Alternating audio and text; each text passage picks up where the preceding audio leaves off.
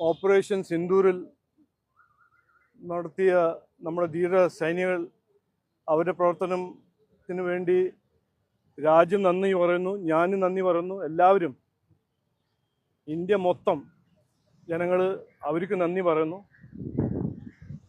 22-ാം തീയതി ഏപ്രിൽ പഹൽഗാമിൽ നടന്ന ആ ഒരു ക്രൂര വധം, 26 നിരപരാധിയായ സാധാരണക്കാരുടെ സഞ്ചാരത്തിന് പോയി അവിടെ മതം ചോദിച്ച് കൊന്ന പാകിസ്ഥാനി ഭീകരവാദി ക്രൂരമായി കൊന്ന അവർക്ക് നീതി നൽകി. ഇന്നലെ നീതി നൽകി. Justice was delivered. ഈ പാകിസ്ഥാൻ നിരപരാധികളെ കൊന്ന് ഇന്ത്യനെ ബ്ലാക്ക്മെയിൽ ചെയ്യുന്ന ഒരു കവേർഡ്ലി ആക്ടിൻ്റെ മറുപടി ഇന്നലെ അവർക്ക് കിട്ടി.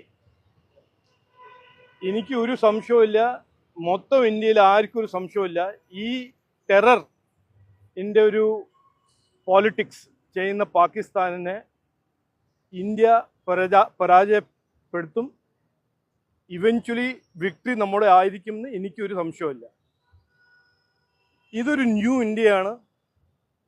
നന്മ, സമാധാനം, വികസനം, ഈ മൂല്യങ്ങളും വിശ്വസിക്കുന്ന കമ്മിറ്റഡ് ഒരു നാടാണ്. പക്ഷേ തിന്മ, ഈവിൽ നേരിടാൻ ബലപ്രയോഗം ഉപയോഗിക്കാൻ കഴിവുള്ളൊരു നാടുമാണ് എന്ന് ഞാൻ പറയാൻ ആഗ്രഹിക്കുന്നു. അതുകൊണ്ട് ഇന്നലെ നടന്ന ഓപ്പറേഷൻ സിന്ദൂർ ആദ്യമായിട്ട് ആ 26 കുടുംബത്തിന് നീതി നൽകി. അവർക്കൊരു ജസ്റ്റിസ് സെർവ് ചെയ്തു. ധീര സൈനികളെ ഞാൻ ഇന്ന് അവരെ എല്ലാവരുടെ ബിഹാഫിൽ നന്ദി പറയുന്നു. ഓപ്പറേഷൻ സിന്ദൂരിൽ നടത്തിയ നമ്മുടെ ധീര സൈനികൾ അവരുടെ പ്രവർത്തനത്തിന് വേണ്ടി രാജ്യം നന്ദി പറയുന്നു. ഞാനും നന്ദി പറയുന്നു. എല്ലാവരും, ഇന്ത്യ മൊത്തം ജനങ്ങൾ അവർക്ക് നന്ദി പറയുന്നു. 22-ാം തീയതി ഏപ്രിൽ പഹൽഗാമിൽ നടന്ന ആ ഒരു ക്രൂര വധം, 26 നിരപരാധിയായ സാധാരണക്കാരുടെ സഞ്ചാരത്തിന് പോയി അവിടെ മതം ചോദിച്ച് കൊന്ന പാകിസ്ഥാനി ഭീകരവാദി ക്രൂരമായി കൊന്ന അവർക്ക് നീതി നൽകി. ഇന്നലെ നീതി നൽകി. Justice was delivered. ഈ പാകിസ്ഥാൻ നിരപരാധികളെ കൊന്ന് ഇന്ത്യനെ ബ്ലാക്ക്മെയിൽ ചെയ്യുന്ന ഒരു കവേർഡ്ലി ആക്ടിൻ്റെ മറുപടി ഇന്നലെ അവർക്ക് കിട്ടി.